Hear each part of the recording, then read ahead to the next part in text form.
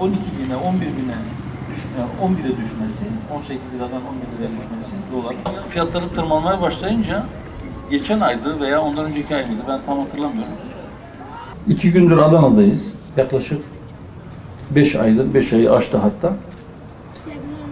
Memleketin kuzeyinden güneyine, doğusundan batısına, her tarafına gidip oradaki kardeşlerimizle hemhal olmak, onların sorunlarını dinlemek, onların soruları varsa onlara cevap vermek, tercüman olabileceğimiz sıkıntıları varsa onları belki dile getirilmesi gereken yerlerde dillendirmek, basın aracılığıyla ya da bizzat o sorunu çözme makamında oturan kişilere iletme suretiyle çözümüne elimizden bir şey gelirse bir katkı sunmak ve gerçekten memleketin bir fotoğrafını çekmek. Yani nedir asıl sıkıntı? İnsanlarımızın derdi nedir? Sıkıntısı nedir? Onlar için daha çok ne yapılması gerekiyor? Onlar için öncelikli mesele nedir? Onu tespit etmek ve varsa soruları o sorunlara ilişkin bizim çözüm önerilerimize dair ya da bizim duruşumuza, parti olarak duruşumuza dair onları da konuşmak. Yani daha yakından tanışmak, birbirimizi tanımak, birbirimize dokunmak için dolaşıyoruz. Ben buraya sizi kandırmaya gelmedim. Size toz pembe bir tablo çizmeye ya da vaatlerde bulunmaya gelmedim. Fakat varsa sıkıntılarınız, onu siz dile getirdikten sonra eğer gerçekten o konuda yapabileceğimiz bir şey varsa onu yapma gayretinde olacağımızın sözünü verebilirim sadece. Bu kadar. Ama Rabbim lütfeder de onları çözme sorumluluğunu biz yüklenirsek inşallah çözme konusunda yine gayret sarf edeceğiz. Kesin olarak sizin o sorunuz çözüldü diye şimdiden bir şey söylemek mümkün değil. Bu biraz imkan meselesidir.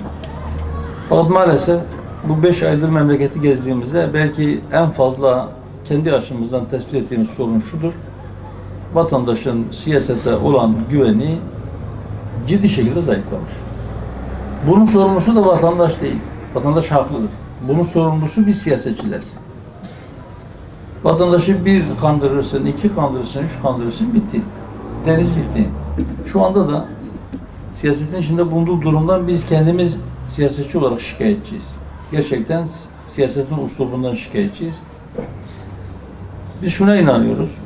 Hangi partiden olursa olsun her bir siyasetçi kendi yol ve yöntemini, kendi projelerinin memleket için en iyisi olduğuna inanarak siyaset yapar. En azından teorik olarak bu böyledir.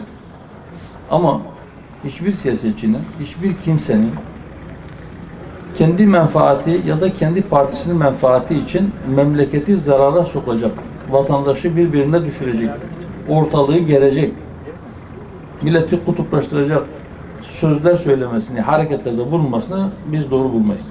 Hiç kimsenin böyle bir hakkı yoktur. Asgari ücret 2800 lirayken yemeler 130'du. Asgari ücret 4200'e çıktı, yemeler yerinde sayılıyor. Bu birinci sıkıntı. İkincisi hayvancılık tekel oldu.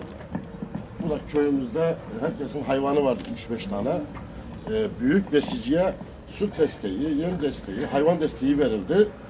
Küçük üreticiye, besiciye destek verilmeyince hepsi sıkıntı bu burada.